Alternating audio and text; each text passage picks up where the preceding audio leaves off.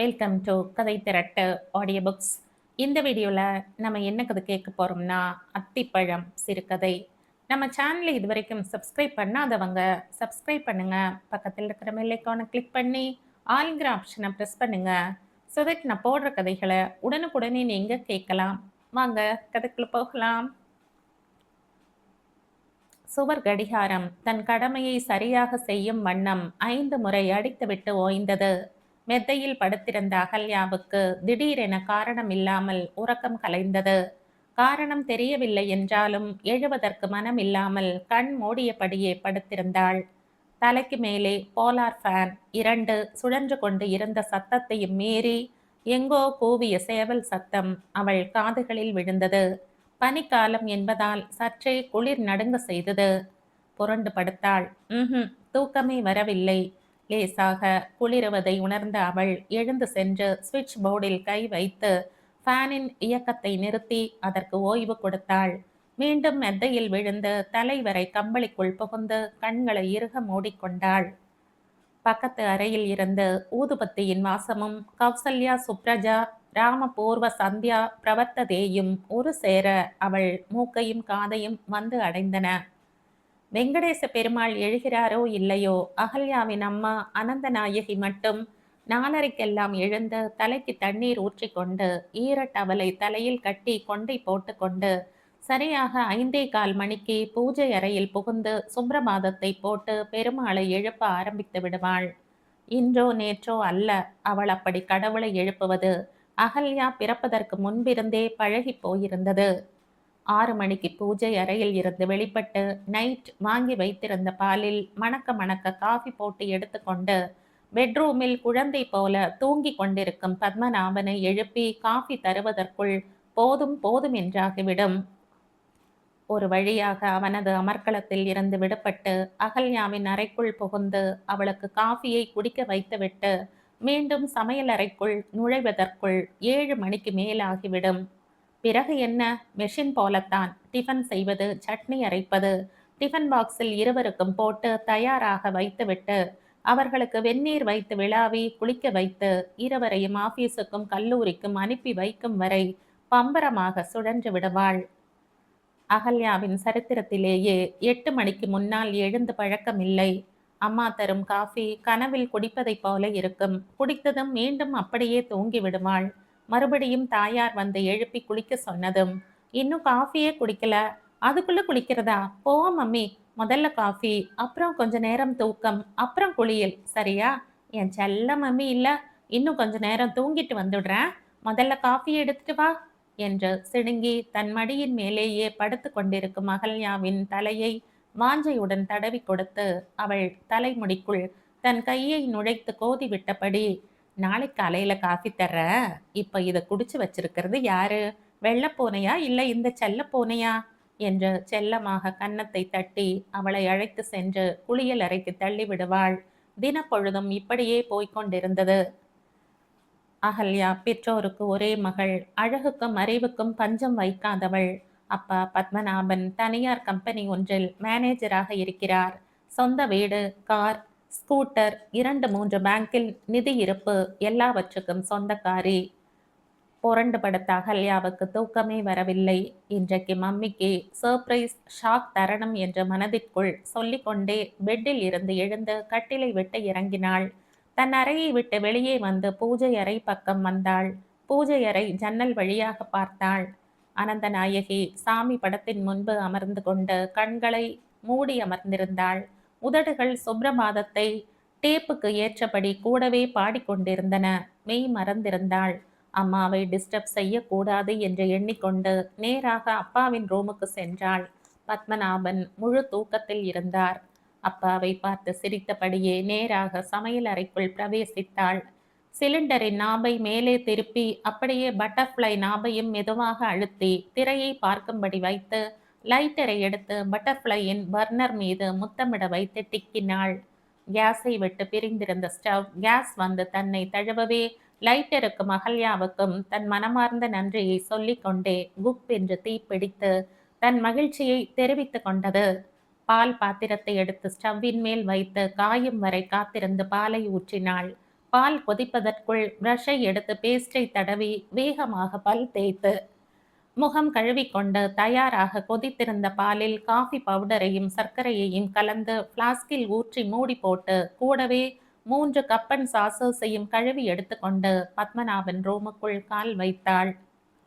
பூஜை அறைக்குள் இருந்து கௌசல்யாவில் தொடங்கியிருந்த சுப்ரபாதம், அஜ்னாத், நிதி, மயா, தோஷாந்த் வரிகளுக்கு வந்திருந்தன. பிரேயர் முடிவதற்கு இன்னும் கொஞ்ச நேரமே இருந்தன. பிரேயர் முடிந்து அம்மா வருவதற்குள் அப்பாவிக்கு பிளசன்ட் சர்ப்ரைஸ் தரலாம் என்று எண்ணி பிளாஸ்கையும் கப்பன் சாசஸையும் சப்தம் இல்லாமல் மேஜை மீது வைத்துவிட்டு மெதுவாக அப்பா படுத்திருந்த தலைப்பக்கத்தில் கட்டிலின் விளிம்பில் அமர்ந்தாள். முகத்தை அந்தப்புறமாக திருப்பி படுத்து கொண்டிருந்த பத்மநாபனுக்கு தம் தலைப்பக்கம் கட்டிலில் அமர்ந்தது லேசான விழிப்பை தந்தது. தூக்கத்தில் இருந்து விழித்து கொண்டு தூங்குமவர் போல் இருந்தார். அகல்யா பத்மநாபனை எழுப்ப அவர் போர்த்தி இருந்த பெட்ஷீட்டை மெதுவாக எடுக்க மெதுவாக கையை வைத்தாள். ஆனால் அவள் கை வைத்த உடனே பத்மநாபன், ஏய், என்ன இன்னைக்கு பிரேயரை பாதையில விட்டுட்டு வந்திருக்க என்று சொல்லியபடி கண்ணை திறந்து பார்க்காமலேயே அகல்யாவின் கையை பிடித்து இழுத்தார்.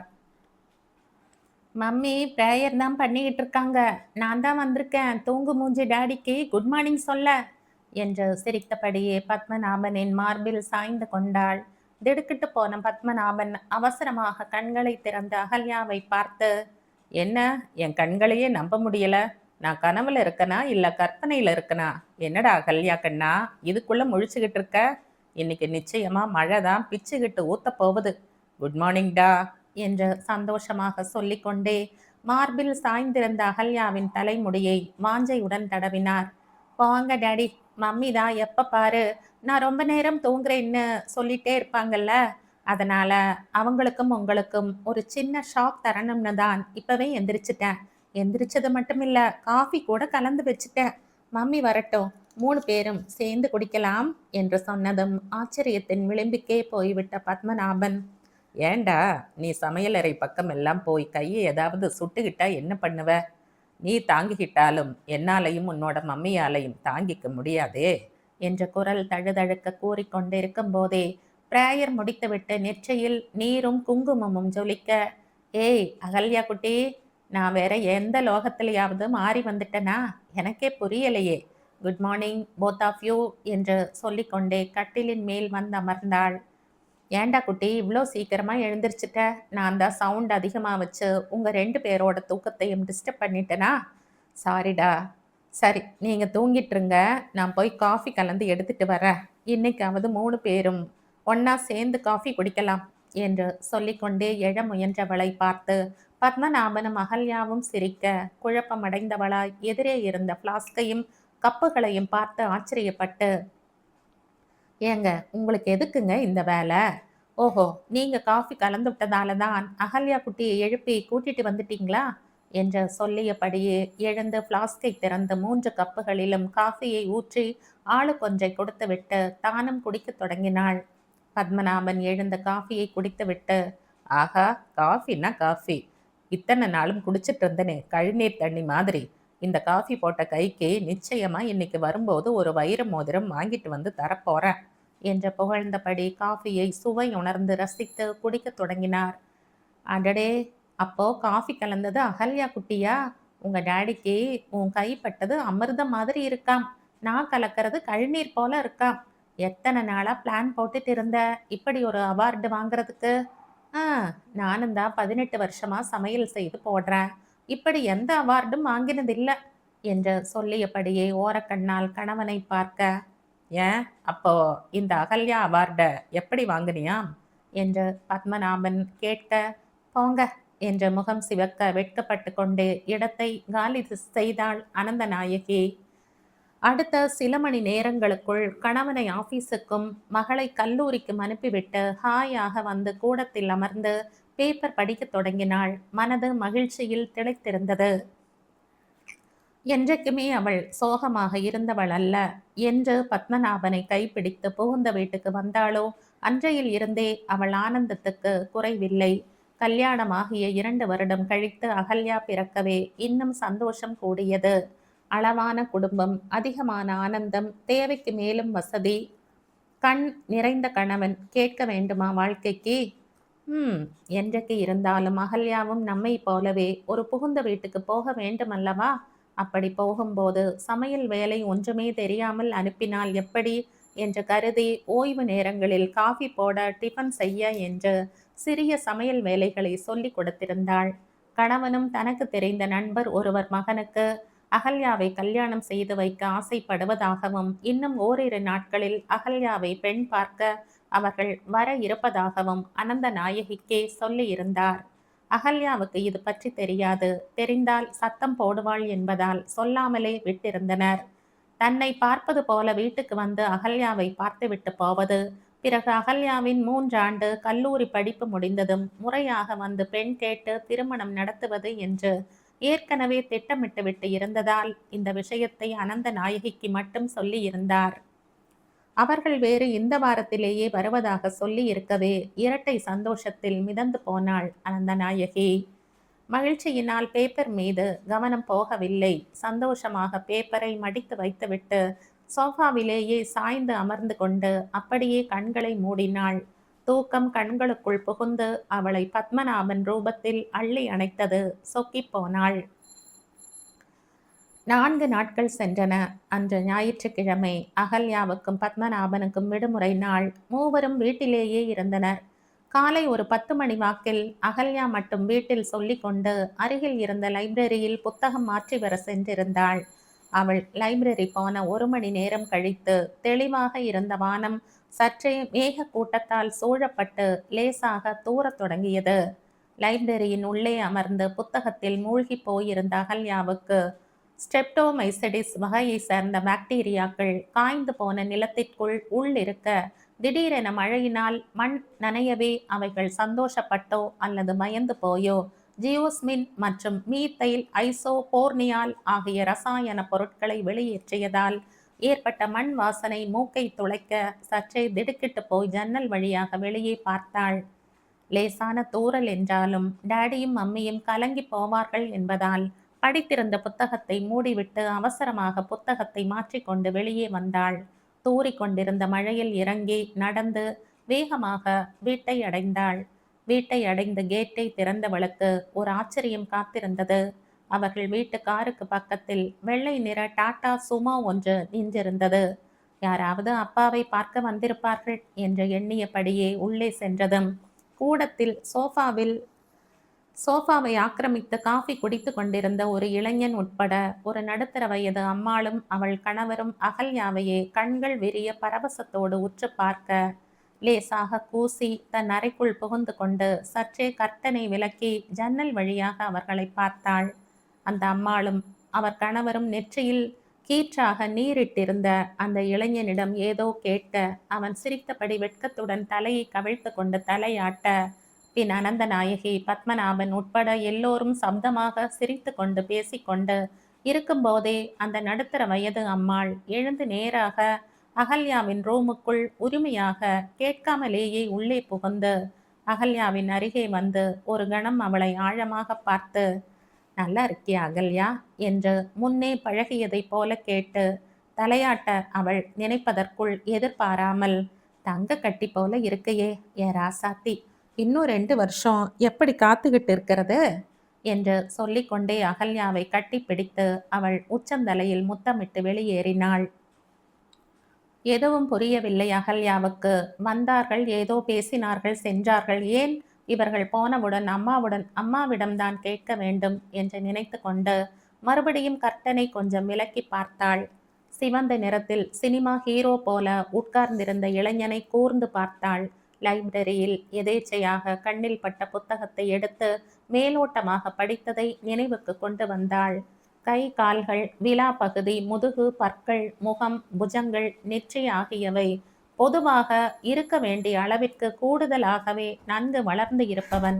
விரல் கணுக்கள், மூச்சு, கண்கள், தோள்கள் ஆகியவை நன்கு நீண்டிருப்பவன். குறுகலான காலின் ஆடு சதை பகுதிகள், கழுத்து ஆகியவற்றை கொண்டவன். சத்துவ குணம் மிகுந்தவன். கம்பீரமான குரல் உள்ளவன். வலுத்து பரந்த ரோமங்களுடன் கூடிய காதுகளை கொண்டவன். பிடரியில் சுழி உள்ளவன். குளித்த போதும் உடற்பூச்சு பூசிய போதும் முதலில் தலையும் பிறகு மற்ற உறுப்புகளும் முடிவில் மார்பு பகுதியும் ஆறிப்போகும் இயல்பை கொண்டவன் எனும் இலக்கணங்களை கொண்ட நீண்ட ஆயுள் கொண்டவனைப் போலல்லவா தெரிகிறான் என்று மனதுக்குள் சொல்லிக்கொண்டு அவனையே வைத்த கண் வாங்காமல் பார்த்து கொண்டிருந்தாள். அவளை மேலும் தவிக்க வைக்க எண்ணாமல் அவர்கள் புறப்பட்டனர். வாசல் வரை வந்து அவர்களை வழி அனுப்பிவிட்டு உள்ளே வந்த அம்மாவையும் அப்பாவையும் பார்த்து, யார் மம்மி இவங்க? இவங்க இதுக்கு முன்ன நம்ம வீட்டுக்கு வந்ததே இல்லையே, யாரு டேடியோட ஃப்ரெண்டா என்று கேட்க, ஆமாம்மா, உன்னை அவங்களுக்கு ரொம்ப பிடிச்சு போச்சாம். அந்த பையனை பார்த்தியா? பேரு நிர்மல். உனக்கு பிடிச்சிருக்கா? எதுவும் குறுக்க பேசாத. கல்யாணம் இப்ப இல்லை, உன்னோட காலேஜ் எல்லாம் முடிஞ்சப்புறம்தான். பெரிய வீட்டு பிள்ளை, உன்னை போலவே அவனும் அவங்களுக்கு ஒரே பையன். அதனால கல்யாணம் ஆயிட்டா நீ எங்களை விட்டு அவங்க வீட்டுக்கோ அவன் அவங்கள விட்டுட்டு நம்ம வீட்டுக்கோ வர வேண்டியது இல்லை. எல்லாரும் ஒரே வீட்டில் இருந்துக்கலாம். சும்மா ஃபார்மாலிட்டிக்கு பார்க்க வந்திருக்காங்க. இன்னைக்கு அமாவாசை பாரு, அதனால நாள் நல்லா இருக்குன்னு வந்துட்டு போறாங்க. உங்க டேடிக்கும் எனக்கும் இதை விட வேற சந்தோஷமே இல்லை. எங்களை சந்தோஷப்படுத்தி பார்க்கறது உங்ககிட்ட தான் இருக்கு. என்ன சொல்ற என்று கடகடவென்று பேசி முடித்த அகல்யாவை பார்த்தாள் அனந்த நாயகி. என்னம்மா அதுக்குள்ள கல்யாணமா?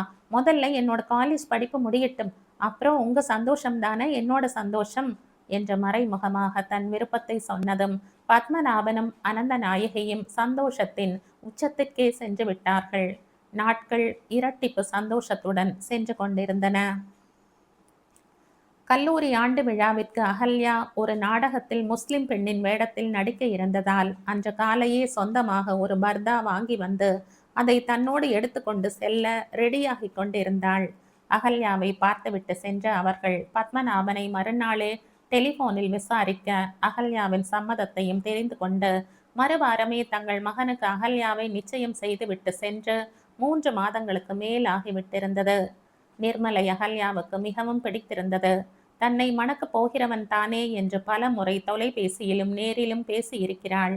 பத்மநாபனுக்கும் அனந்த நாயகிக்கும் அகல்யா முதலில் மறுத்து நம் மீது கோபப்படுவாள் என்று எதிர்பார்த்து அவள் திடீரென இப்படி சந்தோஷ ஷாக் கொடுத்தது மிகவும் சந்தோஷமாக இருந்தது. கல்லூரி படிப்பை முடித்த உடனேயே அகல்யா நிர்மலின் கல்யாணத்தை நடத்திவிட தீர்மானித்திருந்தார்கள். கல்லூரி ஆண்டு விழாவில் அகல்யாவின் குரூப் நாடகம் சிறப்பாக அரங்கேறி எல்லோர் பாராட்டையும் பெற்று கொண்டதும் அகல்யாவும் அவள் தோழிகளும், ஏய் நாம இதே ட்ரெஸ்ல வீட்டுக்கு போய் நம்ம வீட்டில் இருக்கிறவங்களுக்கு காட்டலாமா என்ற முடிவு எடுத்து அவர் நாடக ட்ரெஸ்ஸிலேயே சென்றனர். அகல்யா பர்தாவால் தன்னை முழுவதும் மூடிக்கொண்டு கல்லூரியை விட்டு தன் தோழிகளுடன் வெளியே வந்தாள். எல்லோரும் அவர் பஸ் வெடித்து போக அகல்யாவும் ரஞ்சனையும் மட்டும் பஸ் ஸ்டாண்டிலேயே நின்று கொண்டிருந்தனர். அவர்கள் எதிர்பார்த்து காத்திருந்த பஸ் வந்தது. ஏற்கனவே பஸ்ஸில் ஏகப்பட்ட கூட்டம், அதோடு ஸ்டாப்பில் நின்றிருந்த கூட்டமும் ஏற பஸ் நிரம்பி வழிந்தபடி நகர்ந்தது. அகல்யா முகத்தை காட்டவே இல்லை. 2 ஸ்டாப்பிங்குகளுக்குள் பெரும்பாலான ஜனங்கள் உதிர அகல்யாவுக்கும் ரஞ்சனிக்கும் உட்கார சீட்டு கிடைத்தது. அப்பாடா என்று சொல்லிக்கொண்டே இருவரும் அருகருகே அமர்ந்து கொண்டனர். பஸ் புறப்பட்டு அடுத்த ஸ்டாப்பில் நிறைய பேரை ஏற்றி கொண்டு நகர்ந்தது. அகல்யா தன் கடிகாரத்தை பார்த்தாள். இன்னும் 45 நிமிடங்களுக்கு மேலாகும் தன் வீட்டை அடைய. ரஞ்சனி இன்னும் 20 நிமிடத்தில் இறங்கி விடுவாள். எனவே நிர்மலை நினைத்து கொண்டே சீட்டில் அமர்ந்தபடியே கண்களை மூடினாள். எப்பேற்பட்ட அழகன்! வாழ்க்கையில் இவன் நமக்கு கணவனாக அமைய என்ன தவம் செய்தேனோ! இந்நேரம் என்ன செய்து கொண்டிருப்பான்? பேசாமல் நமது நாடகத்திற்காவது அழைத்திருக்கலாம். என்றாலும் வந்திருப்பானா? ஆபீஸில் இன்ஸ்பெக்ஷன் இருப்பதால் வேலை அதிகம் என்று சொன்னானே. வீட்டில் கார் இருந்தும் தினமும் பஸ்ஸிலேயே ஆபீஸுக்கு வந்து போகிறானாமே. எவ்வளவு அலட்டி கொள்ளாத தன்மை! கொஞ்சம் பணம் இருந்தாலே வாடகை காரை எடுத்துக்கொண்டு ஜம்பம் காட்டி தற்பெருமையுடன் பீற்றிக் கொள்ளும் இந்த காலத்தில் இப்படிப்பட்ட எளிமையான ஒரு குணம் படைத்தவனா? இப்படியெல்லாம் அவன் நினைவில் மயங்கி வந்து கொண்டிருந்தவளுக்கு ஜன்னல் ஓரத்தில் தன் அருகே உட்கார்ந்து கொண்டிருந்த ரஞ்சனியின் தொடர்ச்சியான நெளிப்பும் கோபமாக கொட்டி பின்னால் அடிக்கடி திரும்பி பார்த்தும் கடைசியில் இவளை அசைத்ததும் தன் நினைவுக்கு வந்து, என்னடி பாம்பு நெளியற மாதிரி நெளிஞ்சுக்கிட்டே வர என்று கேட்டாள். ரஞ்சனி அவள் காதருகில் வந்து, அகல்யா, பின்னால் உக்காந்துக்கிட்டு வரவன் வேணும்னே சீட்டுக்கு கீழே காலை விட்டுக்கிட்டு சீண்டிக்கிட்டே வர்றான். திரும்பி பார்த்தா கண் சிமிட்டி சிரிக்கிறான். பொறுக்கி பையன் என்று கிசுகிசுத்தாள். அகல்யா லேசாக திரும்பி பார்த்தாள். பர்தாவோடு பக் என்று தூக்கி வாரி போட்டது. ரஞ்சனிக்கு பின்னால் உட்கார்ந்திருந்தது வேறு யாருமல்ல, நிர்மல். 1000 வாட்ஸ் மின்சாரம் தன் உடலில் பாய்ந்ததைப் போல இருந்தது. பேசாமல் மறுபடியும் திரும்பிக் கொண்டாள். நிர்மலா இப்படி? தெரியாமல் கால்பட்டு விட்டதை ரஞ்சனி தவறாக எடுத்துக்கொண்டாளா? இல்லையே. அவள் வெகு நேரமாக நெளிந்தும் கோபமடைந்தும் உச் கொட்டியதையும் கடைசியில் கோபமடைந்து தன்னிடம் கூறியதையும் வைத்து பார்த்தாள். அது தெரியாமல் பட்டிருப்பதற்கு வாய்ப்பில்லையே. இதற்குள் ரஞ்சனியின் ஸ்டாப்பிங் வந்து விடவே, பேசாம வேற எங்கேயாவது போய் உட்காரு, இதுக்குன்னே வரானுங்க. இவனுங்களை பத்தி போலீஸ்க்கு சொன்னாலும் மறுநாள்ல இருந்து நாம பஸ்ல போக முடியாதபடி செட்டு சேர்ந்துடுவாங்க. சரி நான் வரேன்டி, நீ அந்த சீட்ல இடம் இருக்கு பாரு, அங்க போய் உட்காரு என்று சொல்லிக்கொண்டே அவனை முறைத்தபடி இறங்கி விட்டாள். அகல்யா அந்த இடத்திற்கு போய் உட்கார்ந்து கொள்ளலாம் என்று நினைத்து, சரி ரஞ்சனி சொன்னது பொய்யா மெய்யா என்பதை சோதித்து விடலாம் என்று எண்ணிக்கொண்டு ஜன்னல் ஓரமாக உட்கார்ந்து கொண்டு நன்றாக பின்னால் சாய்ந்து கொண்டாள். மனது அலை மோதியது. பஸ் கொஞ்ச தூரம் போயிருக்கும். சாய்ந்திருந்த அவள் முதுகை யாரோ தொடுவது போல் தெரிந்தது.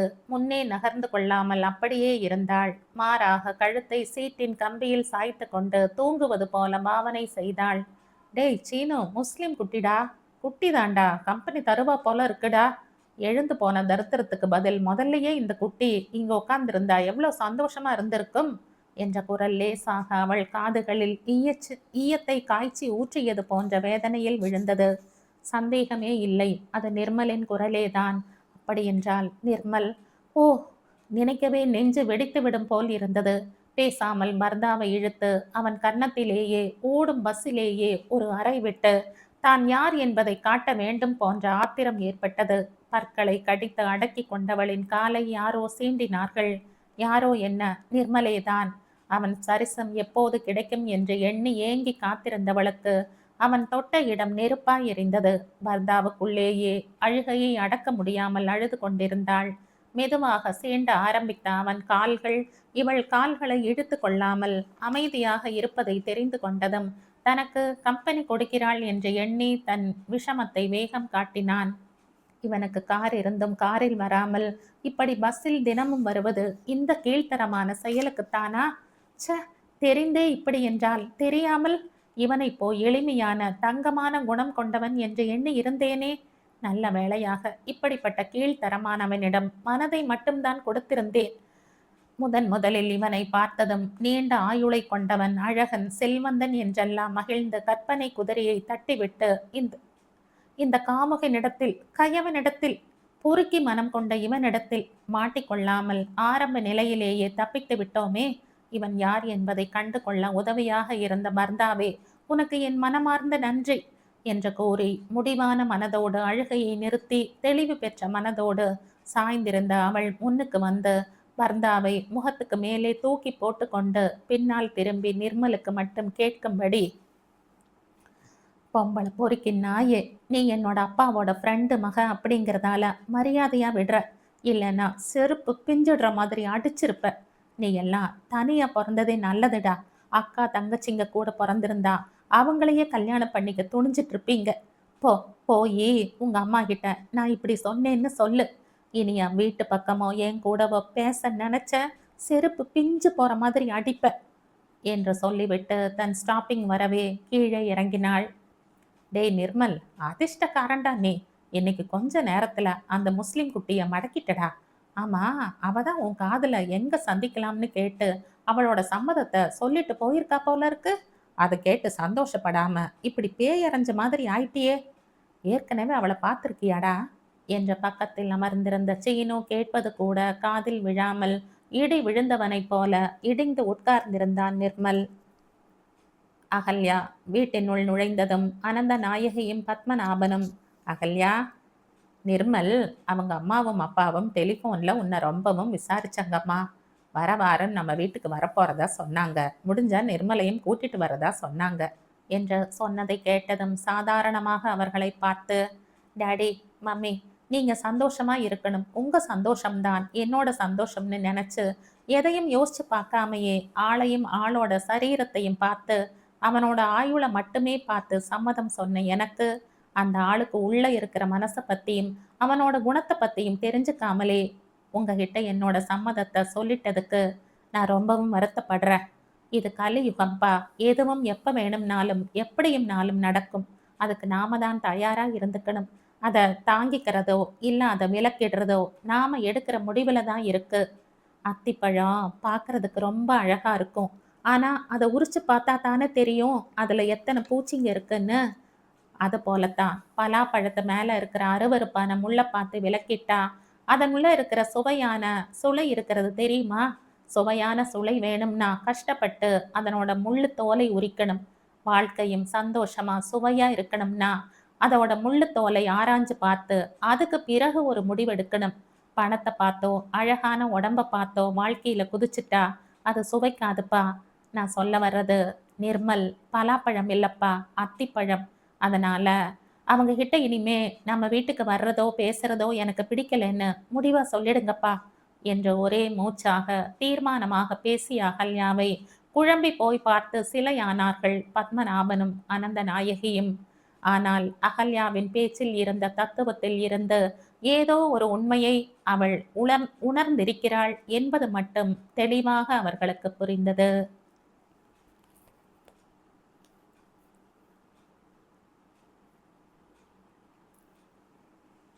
இதோடு இந்த கதை முடியுது. இந்த கதை உங்களுக்கு பிடிச்சிருந்தா லைக் பண்ணுங்க, ஷேர் பண்ணுங்க, சப்ஸ்கிரைப் பண்ணுங்க.